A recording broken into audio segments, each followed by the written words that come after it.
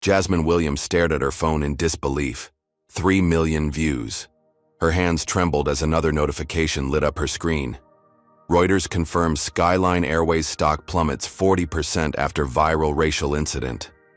Just 72 hours ago, she'd been just another passenger at LAX airport until that white agent had sneered, "I don't speak ghetto." Now the entire travel industry was in an uproar, and the empire Jasmine had quietly built was about to change American business forever. Before we dive into this incredible story of power, prejudice, and transformation, where are you watching from today? Hit that like button and subscribe to join our community of truth seekers who believe in accountability. You won't believe how one woman's dignity turned the tables on corporate America overnight. Long before Jasmine Williams became the quiet powerhouse behind a near-billion-dollar travel empire, she was just a little girl with big dreams growing up in the historic streets of Savannah, Georgia.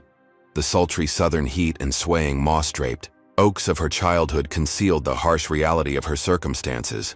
A single mother working 3 cleaning jobs at local hotels just to keep food on the table. Mama always said, "Baby girl, you watch how they run these hotels. Someday you might own one," Jasmine would later recall in rare interviews.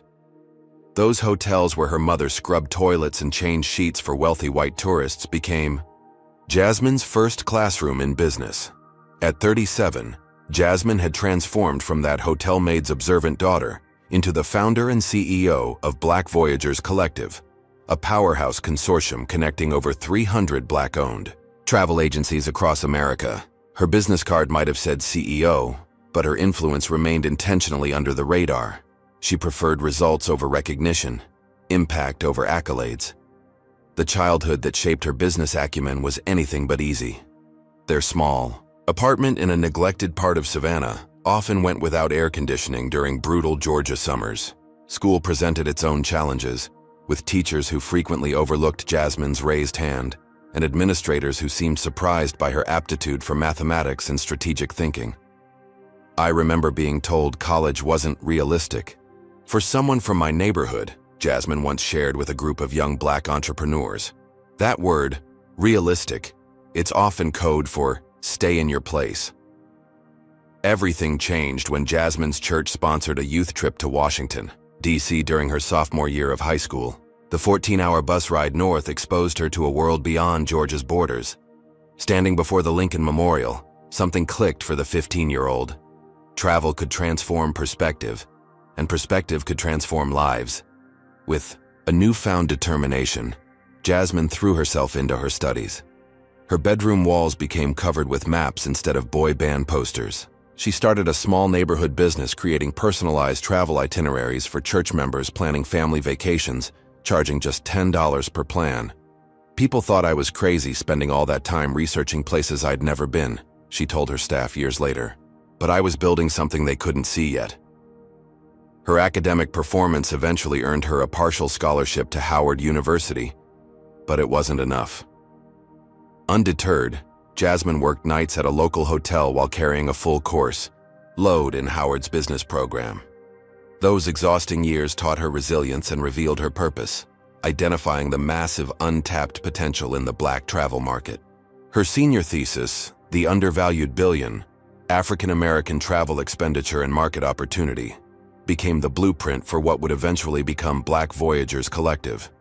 The paper argued that despite Black Americans spending over $100 billion annually on travel, the industry largely ignored, underserved, or actively discriminated against this powerful consumer segment. Upon graduation, the real battle began. With her business plan in hand, Jasmine approached bank after bank for startup funding. The rejections piled up, each one thinly veiling the prejudice behind the denial. "Your concept seems niche," one loan officer said, unable to hide his skepticism. "We're concerned about the viability of focusing exclusively on that demographic," said another. Jasmine documented every rejection, every microaggression, every doubtful glance. They fueled her resolve rather than diminishing it. With no institutional backing, she pooled resources with 3 Howard classmates and opened her first storefront agency in Atlanta, a tiny space with secondhand furniture and a shared computer. What they lacked in capital, they made up for in innovation, Jasmine pioneered cultural heritage tours connecting African Americans with sites significant to Black history both domestically and internationally. Her signature Roots and Returns packages to West African countries created emotional journeys that larger agencies couldn't replicate. Word spread through Black churches, sororities, fraternities, and professional organizations.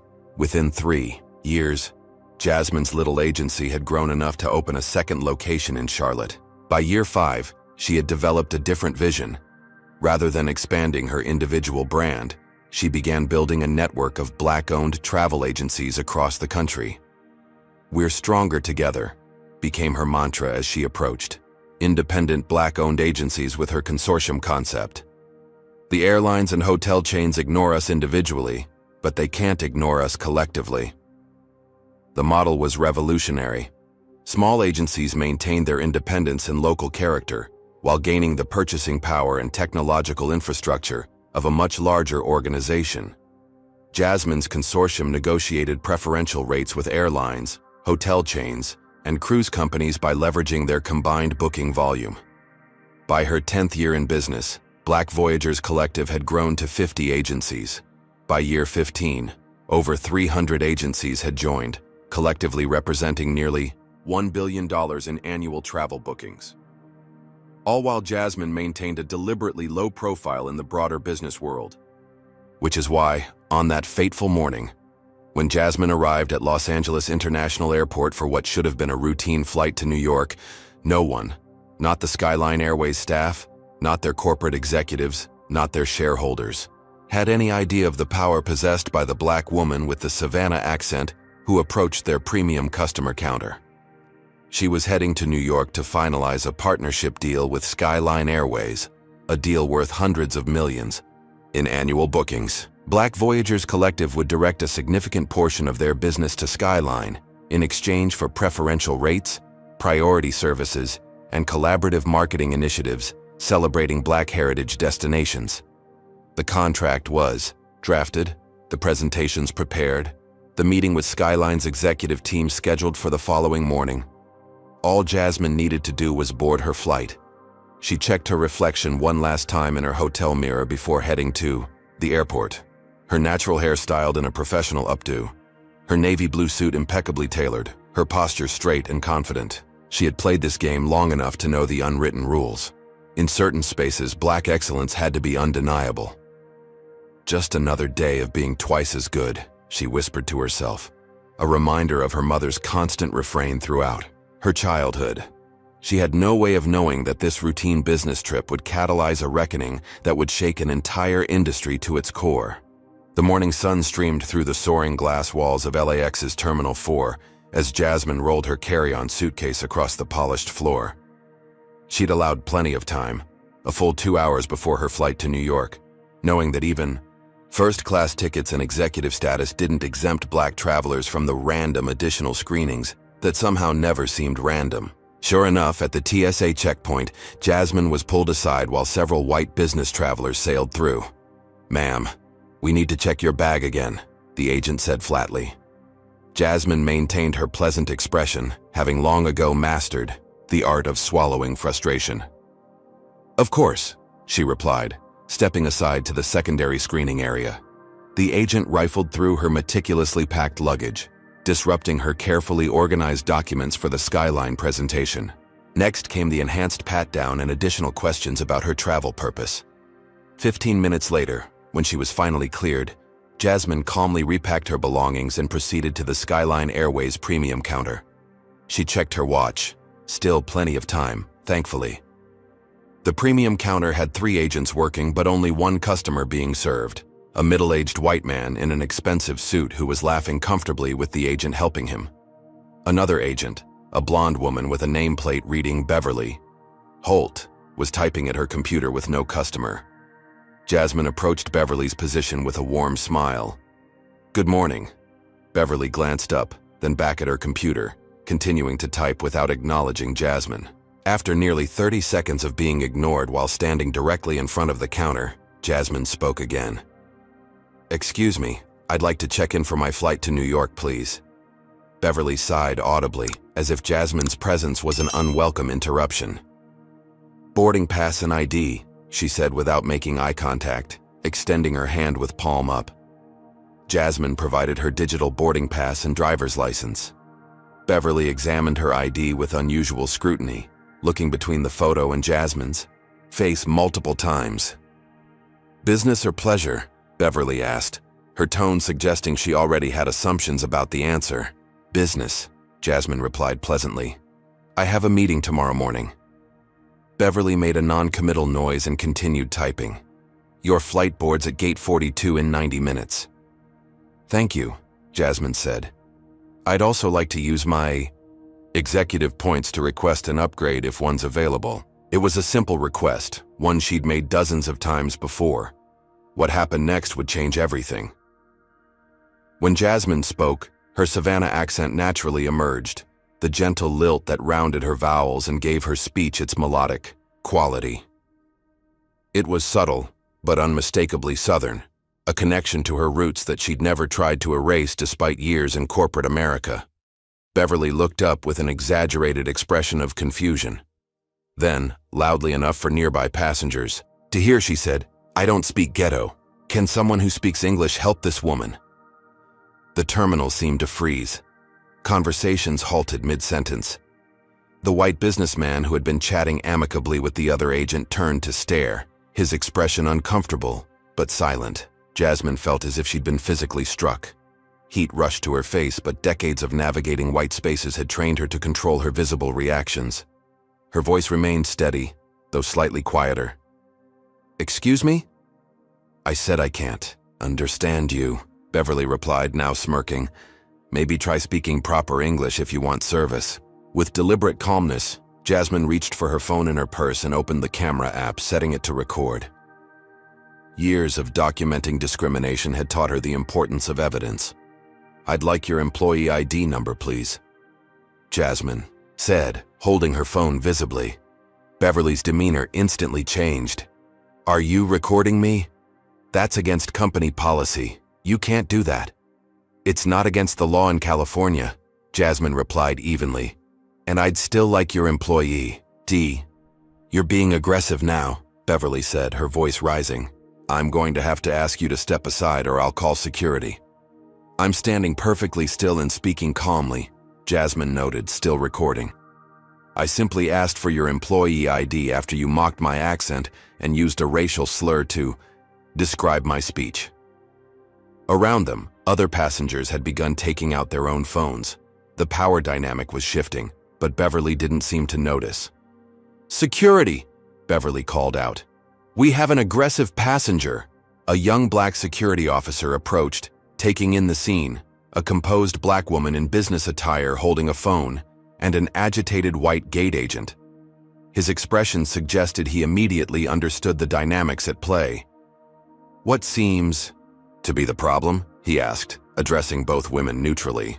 "This woman is harassing me and recording without permission," Beverly said.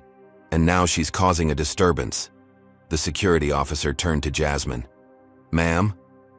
"I approached the counter to check in and request an upgrade using my executive points," Jasmine explained calmly. "When I spoke, this agent said, and I quote, 'I don't speak ghetto,' and asked for someone who speaks English to help me. I began recording after that comment and requested her employee ID." The officer's face remained professional, but his eyes conveyed understanding. He'd likely witnessed or experienced similar situations himself. "Do you have your boarding pass?" he asked Jasmine. She showed him her phone with the digital boarding pass, first-class ticket, and executive status clearly displayed. "I see," he said, turning back to Beverly. "Ms. Holt, is there a reason you can't assist this passenger with her upgrade request?" She was being difficult, Beverly insisted, though her confidence was clearly wavering as she realized others were watching and recording. "I didn't see any difficulty," said a woman in line behind Jasmine. "I heard what she said about ghetto, though." The security officer made a quick decision. "Ms. Holt, perhaps another agent can assist this passenger." He turned to Jasmine. "Ma'am, I apologize for the inconvenience. Let's move you to another agent." But the damage was done. The interaction had taken nearly 20 minutes. By the time, another agent processed Jasmine's request, apologizing profusely in hushed tones. The boarding for her flight had begun, and because of the additional security screening earlier, plus this incident, Jasmine missed her flight despite having arrived at the airport 2 hours early. As she stood watching her plane depart without her, Jasmine felt a cold resolve crystallize within her. She uploaded the video directly from the terminal while ordering an Uber back to her hotel. She hadn't built a near-billion-dollar business by accepting discrimination. Beverly Holt and Skyline Airways had no idea who they'd just humiliated, but they were about to find out. Have you ever witnessed a moment when years of silent suffering suddenly found a voice? When thousands of similar experiences crystallized around one perfect example of injustice? That's exactly what happened when Jasmine Williams uploaded her 90-second video from the LAX terminal. By the time her Uber reached her downtown Los Angeles hotel, the clip had already been viewed 30,000 times. By dinner, it had crossed 500,000. And by midnight, 3 million views and climbing exponentially. The internet had found its latest flashpoint in America's ongoing reckoning with racism, and Skyline Airways was squarely in the crosshairs. Did you all see how this black woman with a first-class ticket got treated at LAX? Tweeted one popular account with the video attached. But tell me again how racism isn't real in 2025. Another influential commentator shared the clip. Her crime? Having a southern accent while black. Watch white supremacy in corporate America work in real time. Hashtags multiplied and trended worldwide. Skyline racism. I don't speak ghetto. I speak ghetto. Proudly. Flying while black. The original video had captured everything perfectly. Beverly's dismissive body language, her clear enunciation of, I don't speak ghetto, the shocked faces of nearby passengers and Jasmine's composed response. There was no ambiguity, no room for alternative interpretations. It was textbook racism caught in high definition. As night fell in Los Angeles, celebrities and influencers began amplifying the video. A famous black actress with 60 million followers shared it with the caption, I've been bumped from flights, randomly searched and questioned about my first-class ticket my entire career. This happens every day. The only difference is, she got it on camera. Bikers Skyline Airways. Do better. Civil rights leaders issued statements. Black travel groups shared their own similar experiences with the airline. Current and former Skyline employees began coming forward with stories about the company's internal culture. This is not an isolated incident, wrote one former flight attendant. Skyline has a pattern of ignoring complaints about racial bias from both customers and staff. At 9:47 p.m. Pacific Time, Skyline Airways finally responded with a statement, posted to their social media accounts. Skyline Airways is aware of a customer service incident at LAX today that doesn't reflect our company values. The employee has been placed on administrative leave while we investigate.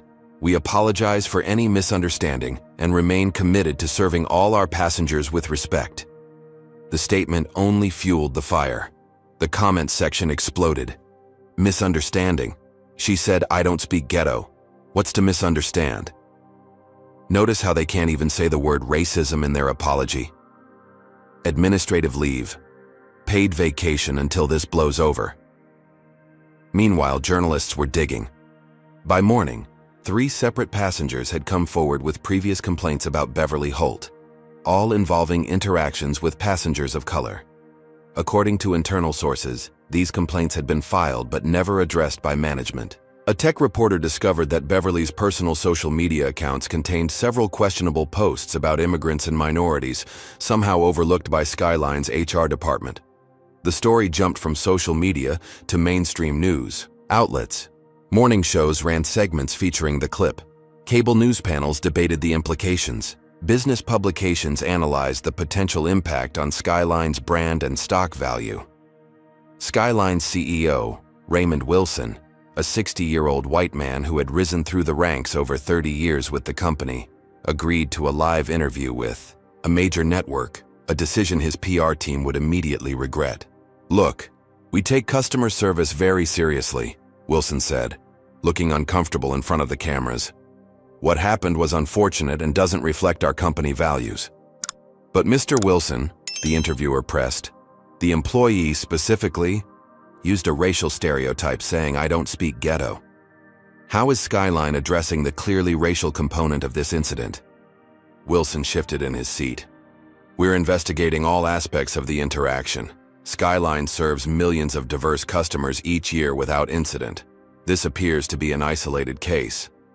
Yet we've uncovered at least 3 previous complaints about this same employee, all from passengers of color, that were never addressed. Is there a systemic issue at Skyline? I wouldn't say that, Wilson replied, his discomfort visible. We have diversity training programs in place. Our workforce includes people from many backgrounds. The interview continued its downward spiral, with Wilson refusing to acknowledge the explicit racism captured in the video, instead retreating to corporate jargon about reviewing policies and recommitting to service excellence.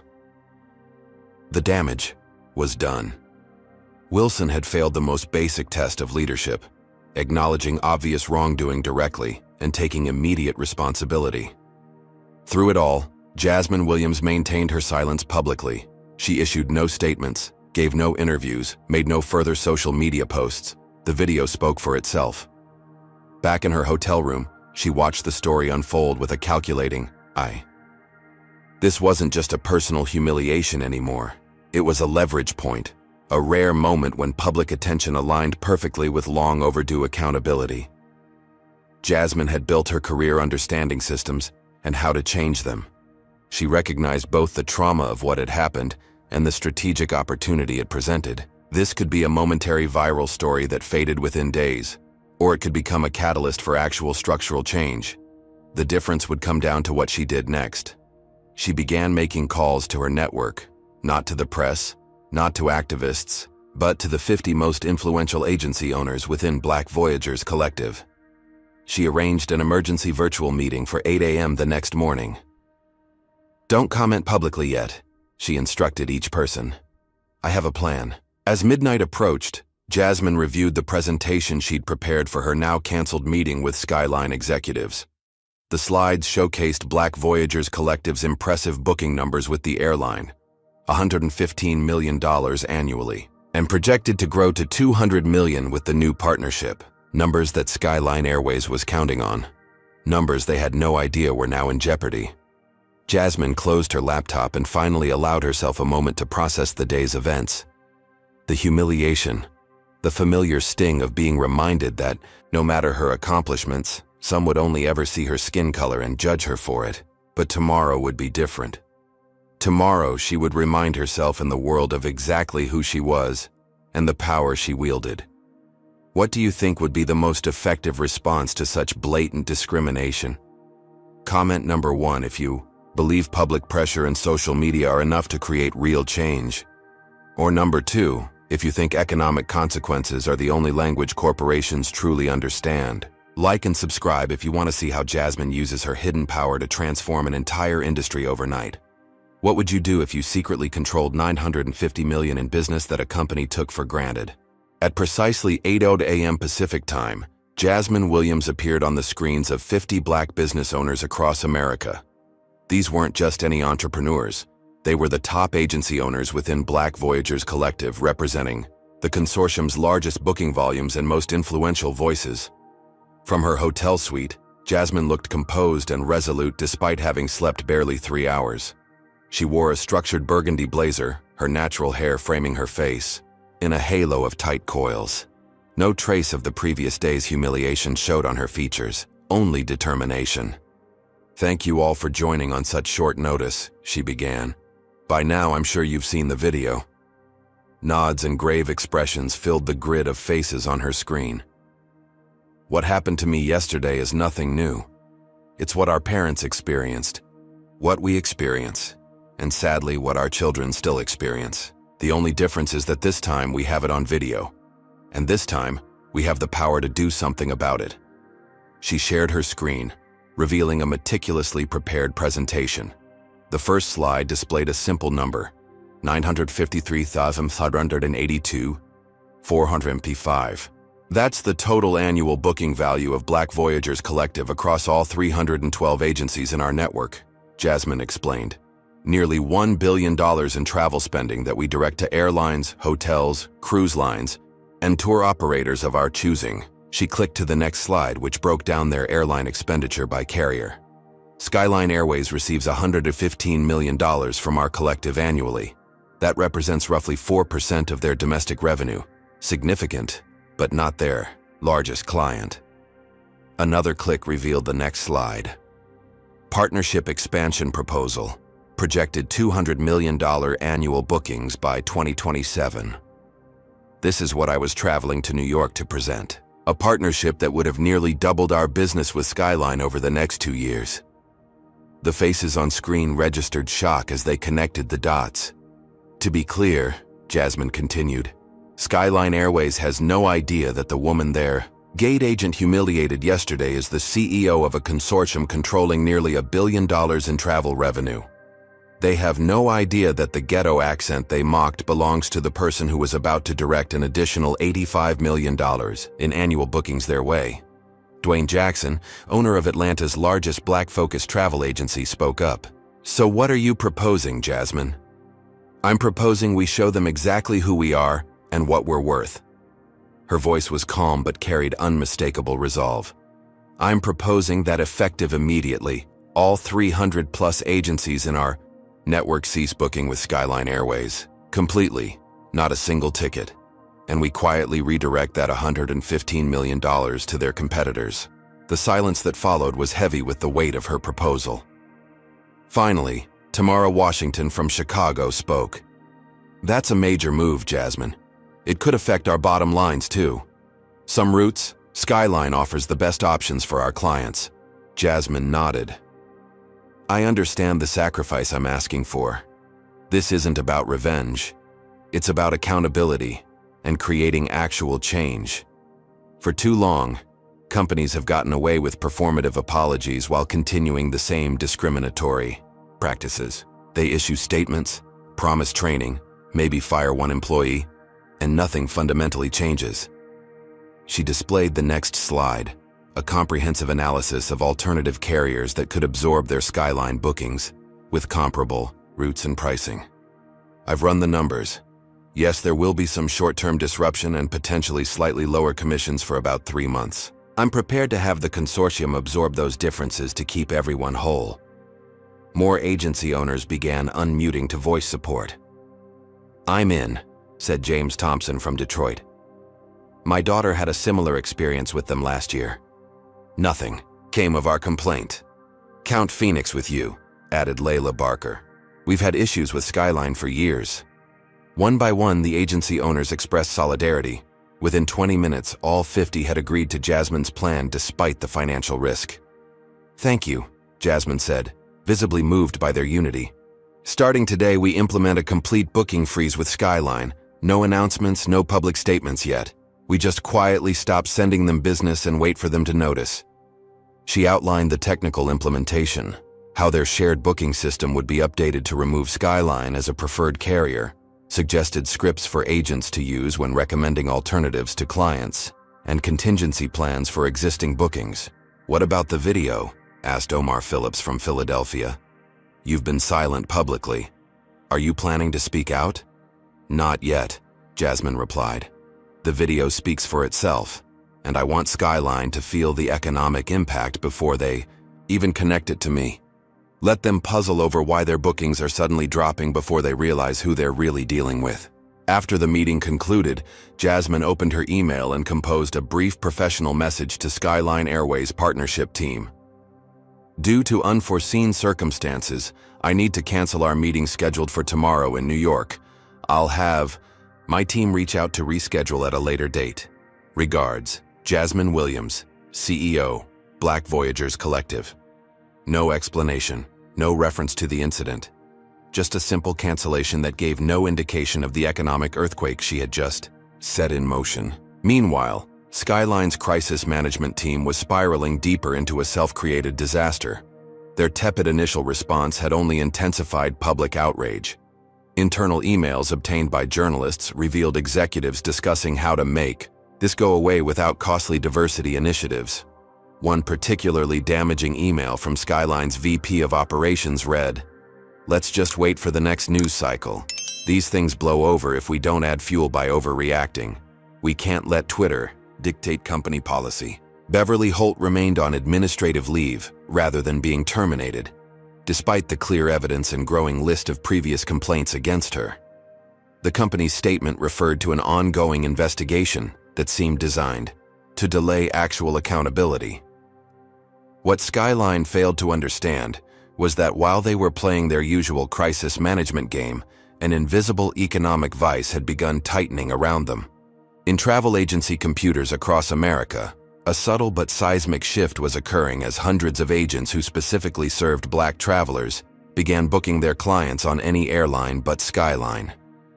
By the end of that day, as Jasmine monitored the situation from her hotel room, she received confirmation that their plan was already operational. All 50 top agencies had implemented the Skyline freeze, and the remaining agencies would follow within 24 hours. She opened her hotel room curtains and looked out at the Los Angeles skyline, feeling a complex mix of emotions. The personal wound of yesterday's humiliation was still raw, but there was also a sense of purpose, of standing at a moment when real change might actually be possible. Her phone buzzed with a text from her mother back in Savannah. "Baby, I saw what happened. You okay?" Jasmine replied, "I'm okay, Mama, and I think something good might come from this." Her mother's response came quickly. "Make them remember your name." Jasmine smiled. After a lifetime of being underestimated, ignored, and discriminated against, she was about to teach Skyline Airways and corporate America an unforgettable lesson about the true cost of racism, and they wouldn't even see it coming until it was too late. 3 days after the incident at LAX, confusion reigned in Skyline Airways' corporate headquarters in Dallas. The modern glass and steel building that normally hummed with the confident energy of a major airline now crackled with tension and bewilderment.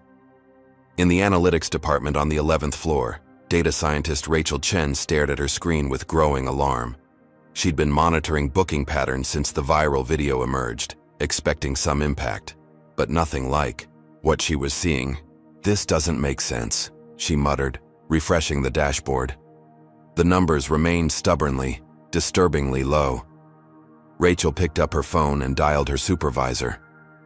"Mark, I think there's something wrong with our tracking system. The new booking numbers for the past 48 hours are way off." 20 minutes later, an emergency meeting convened in a glass-walled conference room. Rachel projected her findings onto the large screen as increasingly anxious executives filed in. "Overall, new bookings are down 27% compared to the same period last week," she explained, pointing to a dramatically plunging graph. "Cancellations are up 32%. "It's the video fallout," suggested the VP of marketing, running a hand through his already disheveled hair. "Bad press always affects bookings temporarily." Rachel shook her head.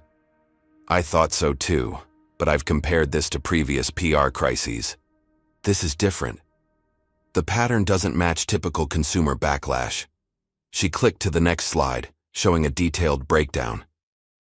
The decline isn't evenly distributed across all booking channels. Direct consumer bookings through our website and app are only down about 8%, within expected range for negative publicity. Her finger traced another line on the graph that dropped precipitously. But bookings through travel agencies have fallen off a cliff, down 68%. "That's unprecedented." The CFO leaned forward, his forehead creased with concern. "Which agencies specifically?" "That's what's strange," Rachel replied. "It's not the major corporate travel management companies or the big online agencies. It's hundreds of smaller independent agencies across the country that have just stopped booking with us. Completely. Like someone flipped a switch." The room fell silent as the implications sank in. "Could it be a technical issue?" asked the CIO. "Maybe an API problem or a glitch in our agency portal?" The head of the agency relations team shook his head. "We've checked the systems. Everything's functioning normally. They're just not booking with us." The CEO, Howard Patterson, who had replaced the retired Raymond Wilson just 6 months earlier, spoke for the first time. "Have we reached out to any of these agencies directly?" "We've tried," replied the agency relations director. Most aren't taking our calls.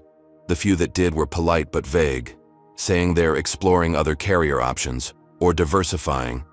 Their airline partnerships. Patterson's jaw tightened. This isn't random. There's a pattern we're missing. Tyrone Davis, a junior analyst who had been quietly listening from the corner of the room, cleared his throat. As one of the few black employees in Skyline's corporate headquarters, he often found himself hesitating to speak up. But the disconnect he was witnessing between his white colleagues' confusion and what seemed obvious to him had become too glaring to ignore. "Sir," he said, addressing the CEO, "I think I might know what's happening." All heads turned toward him, many seeming to notice his presence for the first time. "The agencies that have stopped booking with us, I've cross-referenced them with some industry directories. A significant percentage appear to be black-owned agencies or those serving predominantly black clientele." Rachel quickly pulled up additional data on her laptop, eyes widening. "He's right. There's almost a 100% overlap." The marketing VP scoffed. "That can't possibly account for such a large drop in revenue. These must be tiny operations." Tyrone remained calm. "Actually, sir, the black travel market represents about $109 billion in annual spending. Black Americans spend a higher percentage of their income on travel than any other demographic group. These agencies might be individually small, but collectively, they're powerful." The CFO was already calculating on his tablet. "If this continues for a month, we're looking at a revenue hit of at least $20 million. 3 months, closer to $60 million. This has to be related to the LAX incident," the HR director stated the increasingly obvious. Patterson's expression darkened. "So we're facing a coordinated boycott? From hundreds of independent agencies? Simultaneously? That would require organization, leadership.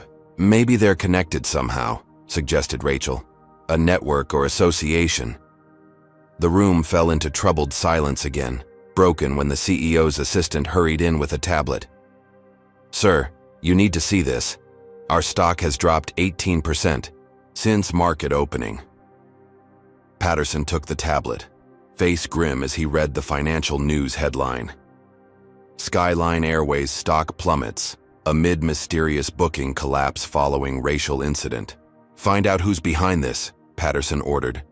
"I want to know every agency that stopped booking with us, who owns them, and how they're connected. And someone get me everything we have on that passenger from the video." 3 floors below, Skyline's HR department was frantically searching their systems for the woman's name from the LAX incident report. Beverly Holt had identified her only as an aggressive passenger in her version of events, and no one had bothered to record her name properly. Finally, a junior HR staff member found the information in the Executive Loyalty Program database.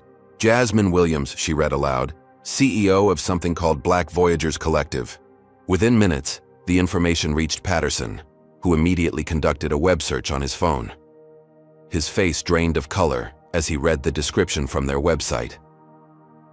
Black Voyagers Collective, America's largest consortium of black-owned travel agencies, representing over 300 independent businesses and nearly $1 billion in annual travel expenditure. "Find out how much business they do with us," he ordered, his voice tight with realization.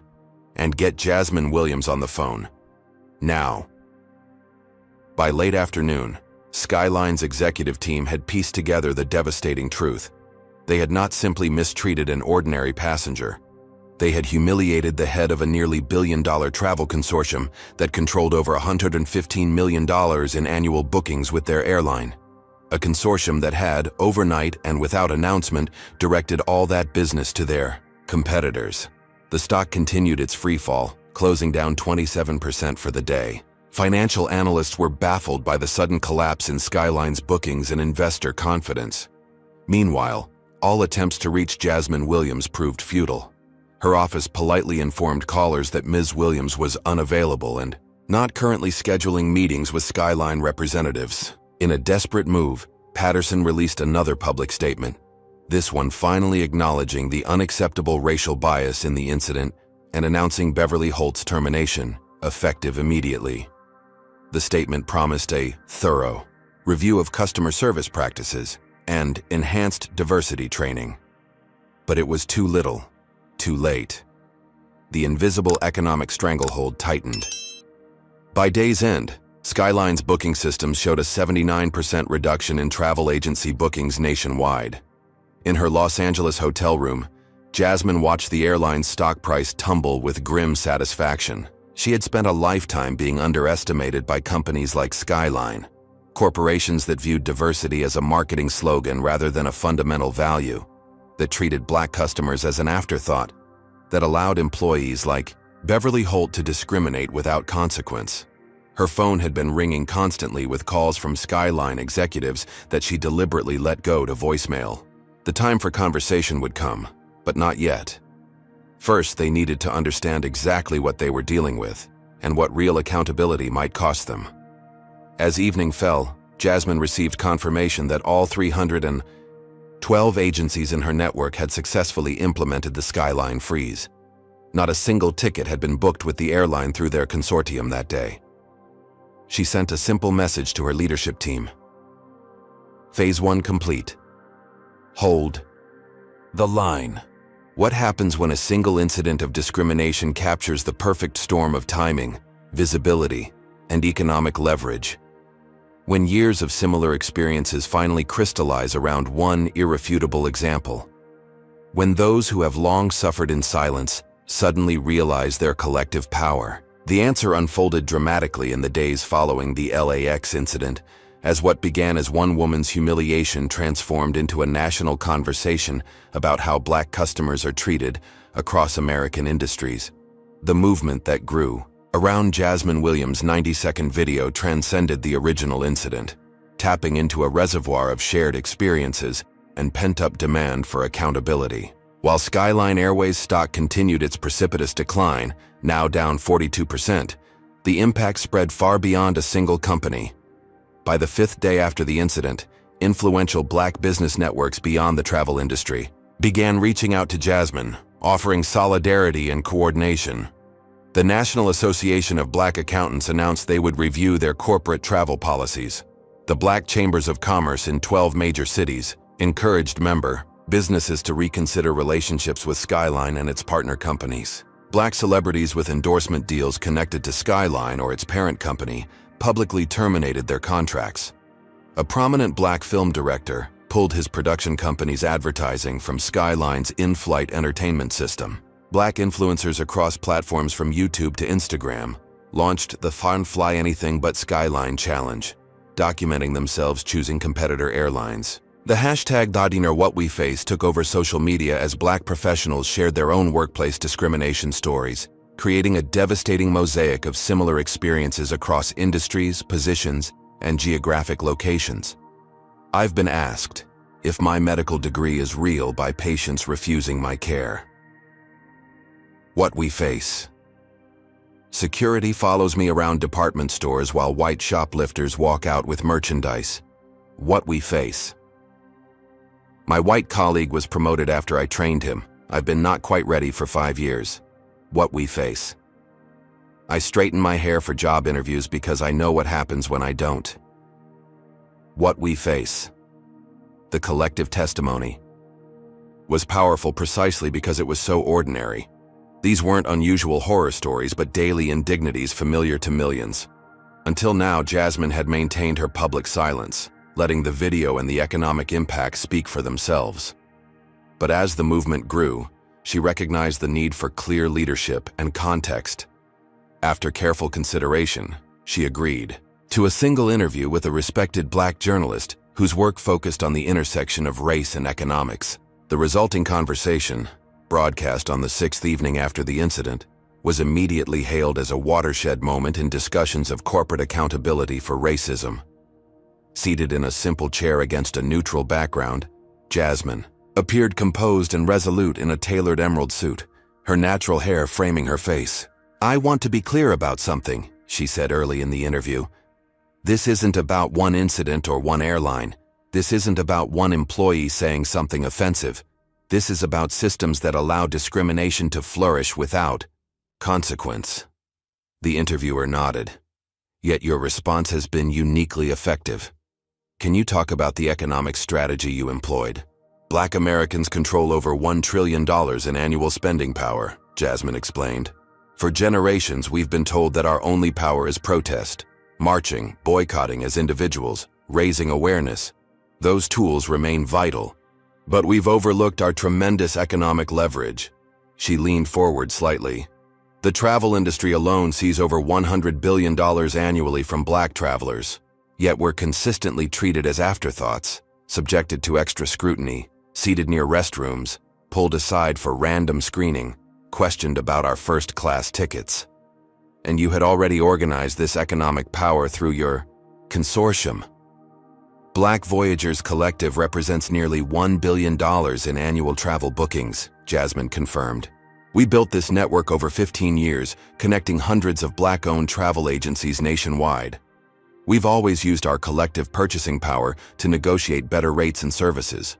Now we're using it to demand dignity and respect. Skyline Airways stock has fallen over 40%. Their booking numbers are reportedly catastrophic. Was financial damage your goal? Jasmine shook her head. The goal is meaningful, lasting change. Not performative apologies or symbolic gestures. Not one-day diversity training that changes nothing. We want structural transformation in how companies like Skyline operate, from hiring practices to how complaints are handled to executive representation. Some critics say your approach is too aggressive, that it's punishing thousands of Skyline employees for one person's actions.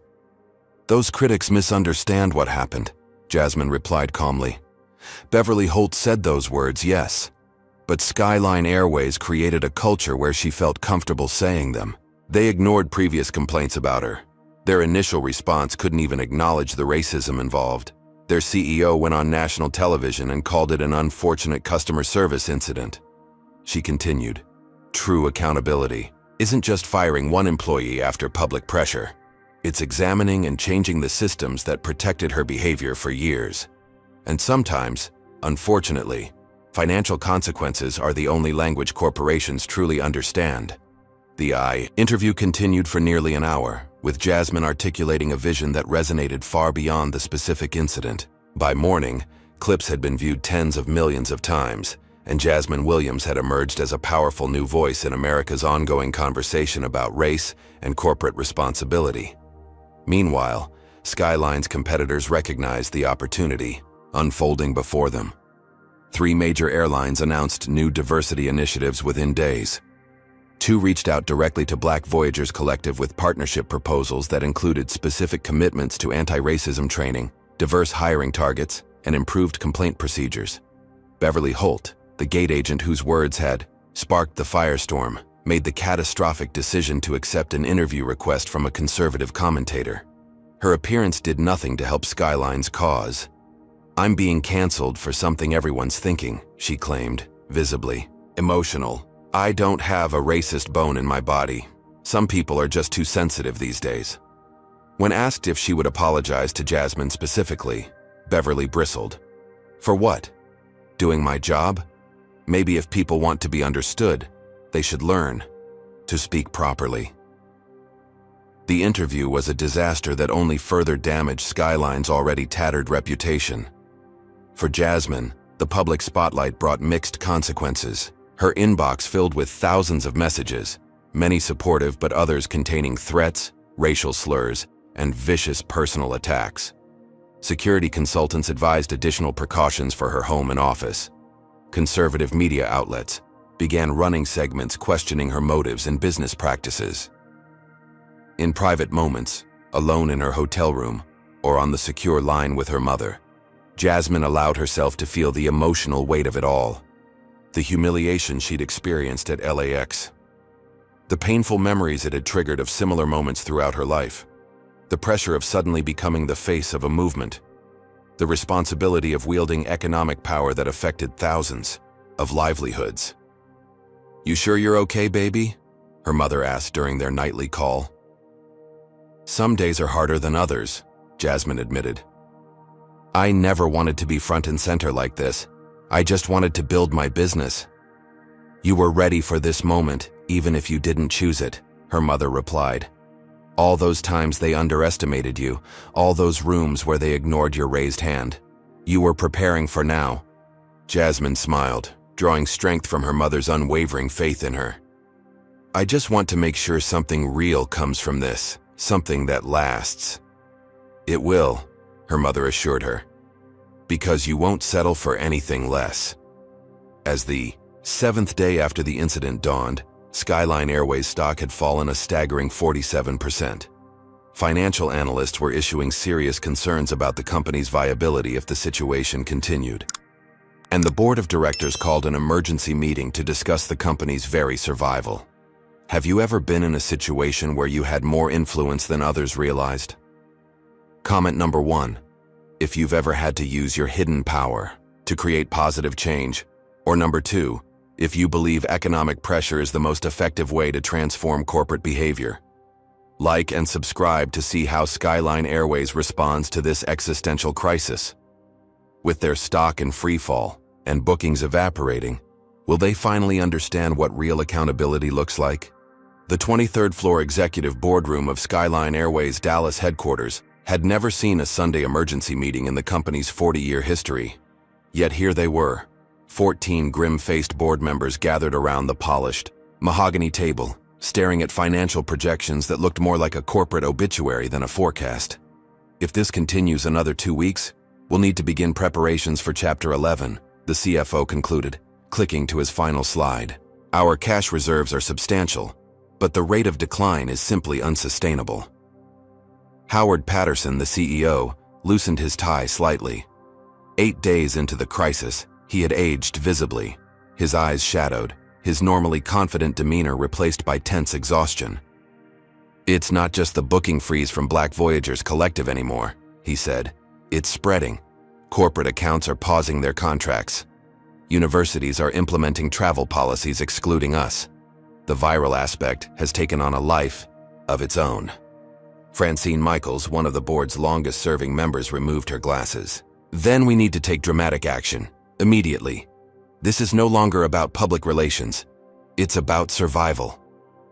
"We've tried everything in the crisis management playbook," Patterson countered.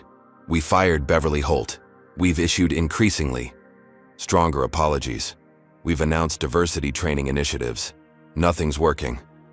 "Because none of that addresses the real issue," said a voice from the doorway. All heads turned to see Denise Robinson, Skyline's chief marketing officer, and until this moment, the highest-ranking Black executive at the company. She hadn't been invited to the emergency board meeting but had apparently decided that was an oversight she wouldn't tolerate. "The real issue," Denise continued, walking confidently to the table, "is that everything we've done has been reactive, superficial, and focused on protecting Skyline rather than acknowledging the harm done and making fundamental changes." Several board members shifted uncomfortably. Others looked annoyed at the interruption, but Francine Michaels nodded slowly. "Go on, Denise. What would you recommend?" Denise placed her tablet on the table. "First, the CEO needs to resign." Patterson's face flushed. "Now wait just a minute. Your response to this crisis has been textbook corporate damage control, Howard." Denise cut him off. "You treated it as a PR problem rather than a moral failing and systemic issue. Your television interview made things exponentially worse. Your leadership is now inextricably linked to this failure." Before Patterson could respond, Francine spoke again. "She's right. The market has lost confidence in your leadership, Howard. We need a clean break."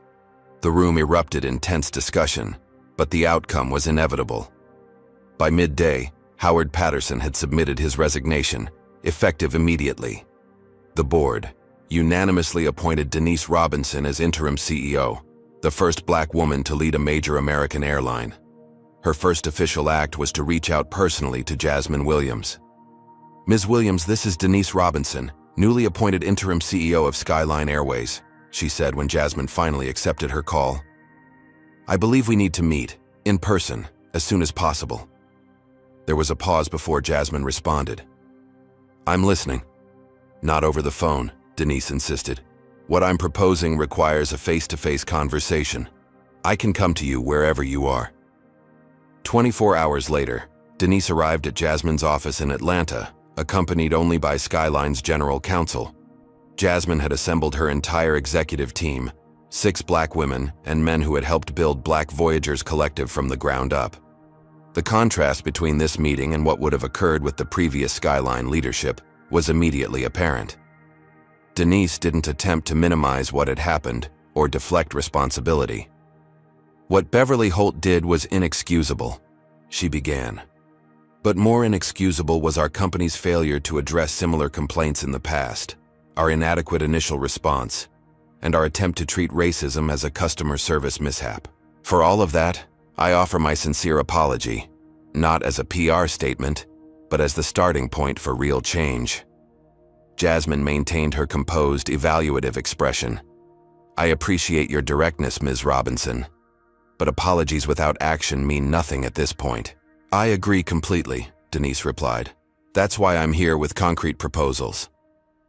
She outlined a series of immediate changes: termination of 2 executives who had tried to downplay the incident, a complete overhaul of the customer complaint system with direct oversight from the CEO's office for any discrimination allegations, and mandatory anti-racism training for all customer-facing staff within 30 days. Jasmine listened without interruption, then leaned forward. Those are good first steps, but they don't address the underlying structural issues.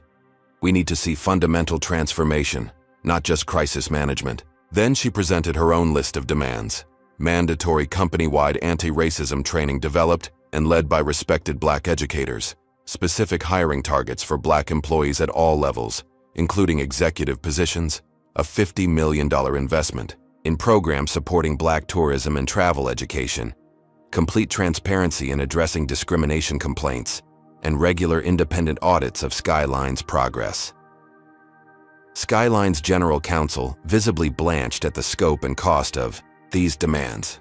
Ms. Williams, while we appreciate your position, some of these requests present significant financial and logistical challenges. So does bankruptcy, Jasmine interrupted calmly. Which is where Skyline is headed if this situation continues. Your stock has fallen 47%. Your bookings are down nearly 60%. The choice isn't between doing these things or not. It's between making fundamental changes or watching your company collapse. She let that reality sink in before continuing. This isn't extortion, it's accountability. Black Voyagers Collective represents nearly $1 billion in annual travel bookings. We've directed that business to airlines that treat our clients with respect and dignity. We're prepared to resume our relationship with Skyline, but only when we see genuine commitment to change. The meeting continued for hours, with detailed negotiations on each point. As afternoon turned to evening, Jasmine sensed that Denise genuinely wanted transformative change, but was getting pushback from Skyline's board on the costs involved. $50 million for Black tourism initiatives is simply not feasible given our current financial situation, the general counsel insisted. Jasmine didn't budge. That number represents less than half of what you earned annually from our consortium alone. Consider it an investment in restoring your reputation and securing future business, not a penalty. As the negotiations reached their 10th hour, memories surfaced for Jasmine. Times earlier in her career when she'd faced discrimination from airlines and had no recourse, no power to demand better treatment. The Black female flight attendant who'd been reprimanded for wearing her natural hair. The countless random security screenings she'd endured. The suspicious glances when she presented first-class boarding passes. This wasn't just about one incident at LAX. It was about changing systems that had marginalized Black travelers for generations.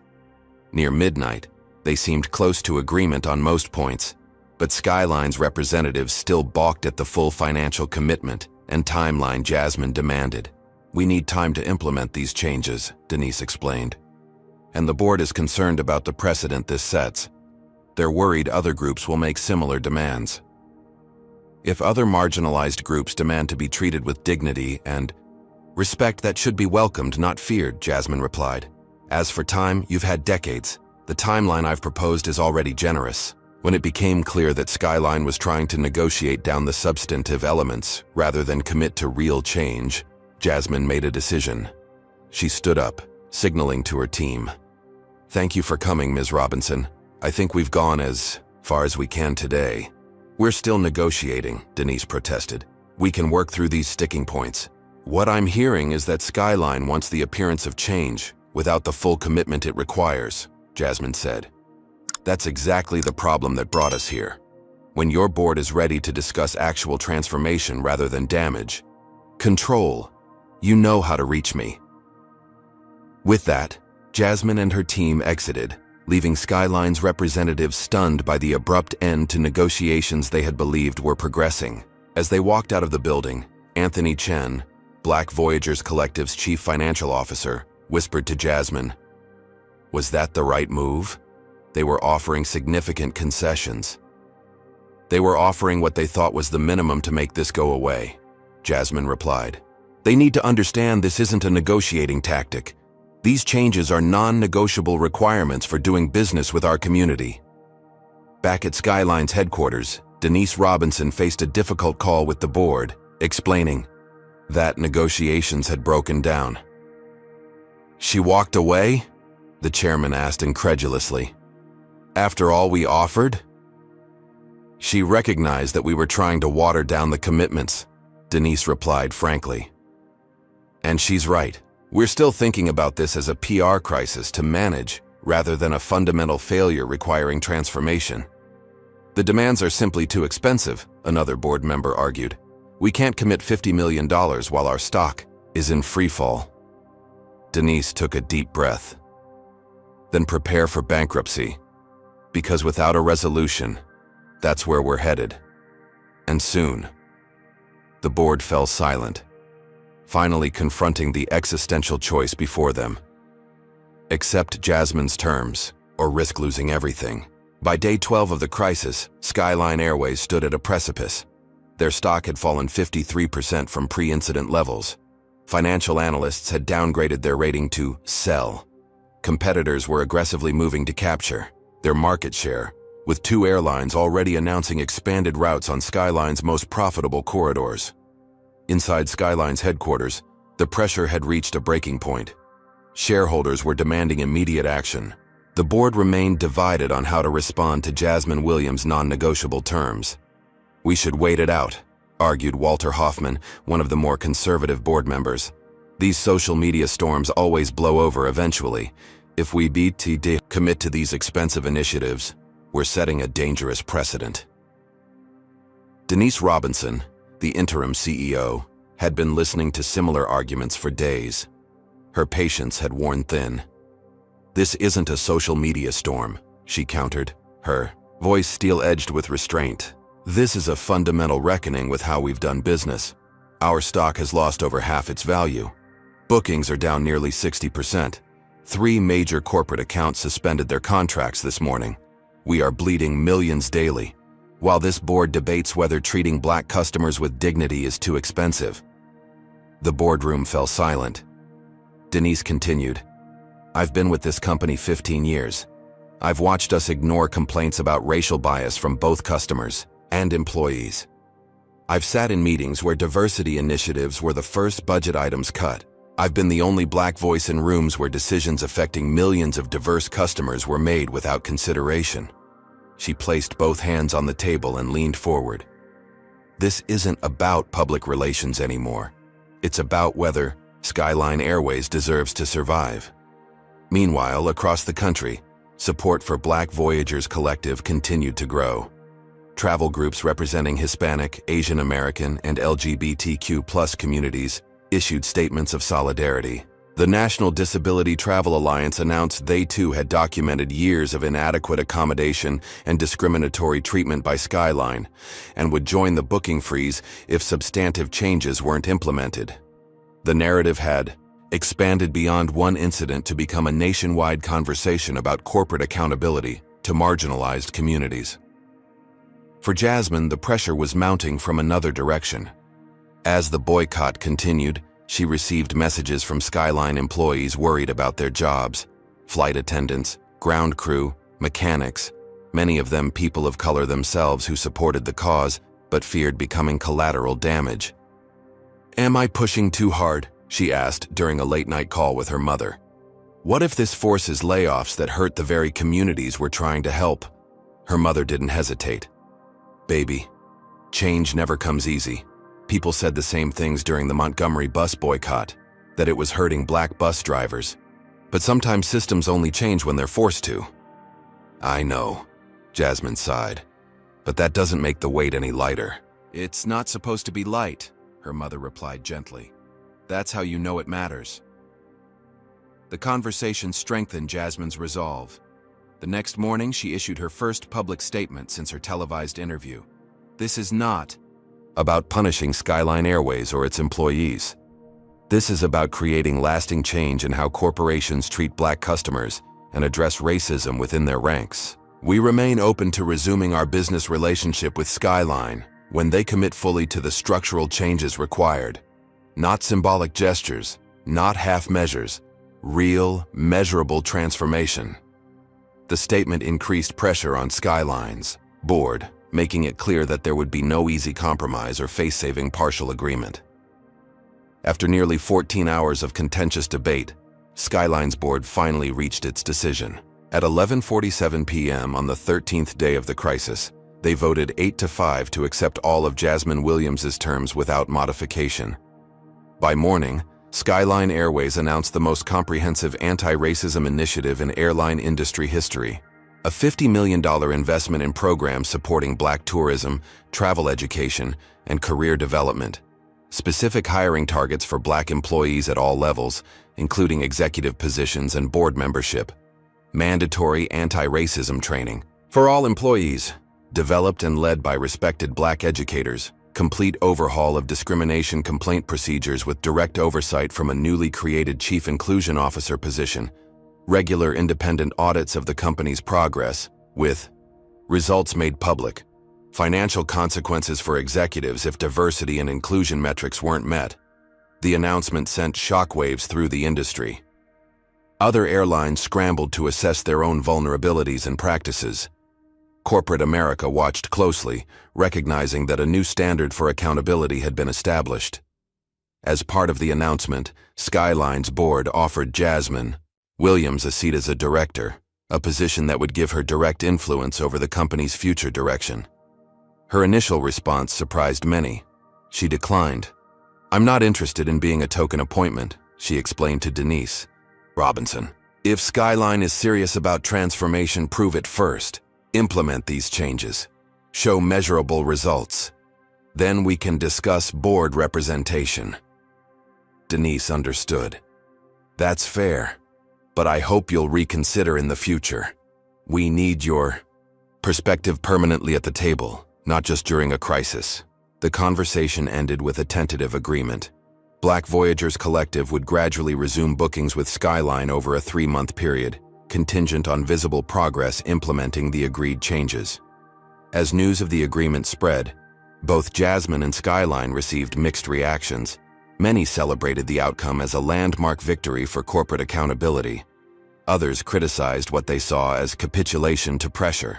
In a particularly poignant moment, Jasmine received a handwritten letter from the young black security officer who had witnessed the original incident at LAX. "What you did matters," he wrote. "I've worked at that airport for 7 years and seen countless incidents like yours that went nowhere.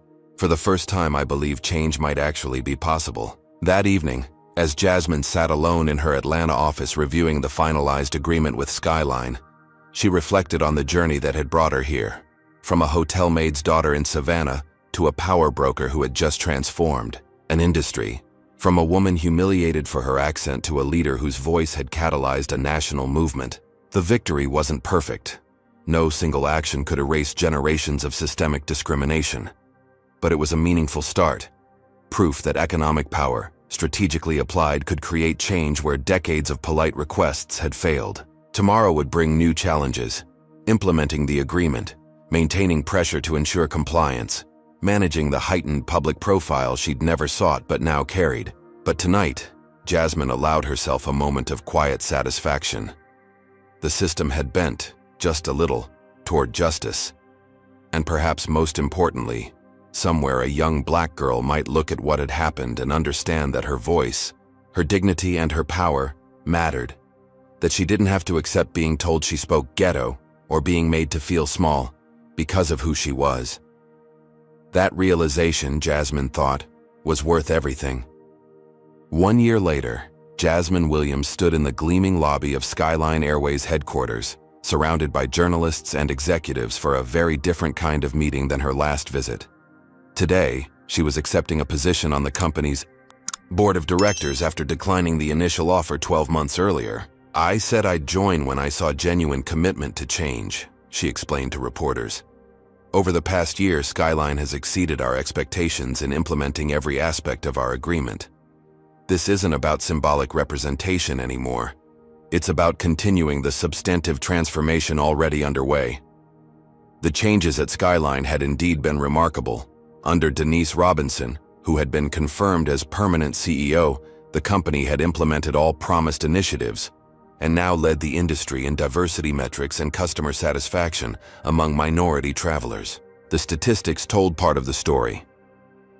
Black executive representation had increased from 3% to 17%. Customer complaints about racial bias had decreased by 78%. The $50 million investment fund had already supported 27 Black-owned tourism businesses and provided travel scholarships to over 300 students from underrepresented communities. But the numbers couldn't capture the cultural shift within the company. Skyline had transformed from a corporation that viewed diversity as a compliance issue to one that recognized it as a competitive advantage. "We're a better airline today than we were a year ago," Denise acknowledged in her introduction of Jasmine. "Not despite these changes, but because of them. Our customer service ratings have improved across all demographics. Employee satisfaction is at an all-time high. We've recovered our stock value, and then some." Indeed, Skyline's share price had not only rebounded but now traded 15% above its pre-incident level, reflecting the market's confidence in the company's new direction. As Jasmine prepared to sign the official board membership documents, she reflected on the broader impact of the past year. Black Voyagers Collective had grown to a $1.5 billion enterprise, expanding its mission beyond travel bookings to include economic empowerment initiatives for Black entrepreneurs. She had established the Williams Foundation, using a portion of her increased earnings to support young Black business leaders developing consumer advocacy organizations in other industries. Already, similar consortiums had formed in healthcare, financial services, and retail, giving Black consumers unprecedented collective leverage in sectors where discrimination remained common. Beverly Holt, the gate agent whose words had sparked the transformation, had experienced her own journey. After losing her job and becoming briefly infamous, she had eventually connected with an anti-racism organization that worked with people who had been terminated for discriminatory behavior. Through that program, she now spoke to corporate groups about her experience and the unconscious biases she had never acknowledged until forced to confront them. "I needed to lose everything to see what I was doing," she admitted in a recent interview. "I'm not asking for sympathy or forgiveness. I'm just trying to prevent others from causing the same harm." The travel industry as a whole had adopted new standards for inclusivity, with other airlines and hotel chains proactively implementing similar measures to avoid pulling a Skyline, a phrase that had entered the business lexicon to describe a corporate diversity crisis. Most significantly, the incident had created lasting structural change beyond symbolic gestures. Corporate America had received a powerful lesson in the growing economic leverage of marginalized communities and the real costs of failing to address discrimination. After the ceremonial signing and press conference, Jasmine had one more appointment at Skyline. She was booked on their afternoon flight to Savannah to visit her mother, her first time flying with the airline since the incident. As she approached the gate, she felt a momentary tightness in her chest, a physical memory of the humiliation she'd experienced. But the scene that greeted her was markedly different from that day at LAX. The gate staff reflected Los Angeles diversity. The boarding process was orderly and respectful. Her executive status was acknowledged without question or suspicion. Once on board, she settled into her first-class seat and was greeted warmly by a flight attendant with a distinct Jamaican accent. Jasmine noticed how confidently she spoke, making no attempt to mask her natural speech patterns. Later in the flight, Jasmine struck up a conversation with her. "I love your accent," Jasmine said. "Caribbean?" "Yes, Kingston originally," the flight attendant replied with a smile. "Been in the States 20 years but never lost my way of speaking." Have you been with Skyline long? Just 8 months. They recruited me specifically after I was let go from another airline that said my accent was too thick for passenger communication. She laughed softly. Skyline said they, hired me because of my expertise, not despite my accent but seeing my cultural background as an asset. The woman had no idea who Jasmine was, just another passenger making friendly conversation. She couldn't know that her story represented exactly the kind of cultural shift Jasmine had fought for. As the plane began its descent into Savannah, Jasmine looked out the window at the vast sky, thinking about how sometimes the most painful moments led to the greatest transformation, and how the power to change systems often lay hidden until someone was brave enough to use it. She thought about her mother, who had cleaned hotel rooms so her daughter could someday have the power to transform how those hotels operated. She thought about all the black travelers who would never know what their collective economic power had accomplished. And she thought about her own journey, from a little girl in Savannah with big dreams to a woman who had discovered that her greatest power lay not in fitting into systems designed to exclude her, but in using her influence to rebuild those systems entirely. The plane touched down smoothly on Georgia soil, bringing Jasmine full circle to where her story began. But unlike the circular patterns of history that so often repeated discrimination without resolution, this circle had transformed into an upward spiral of progress.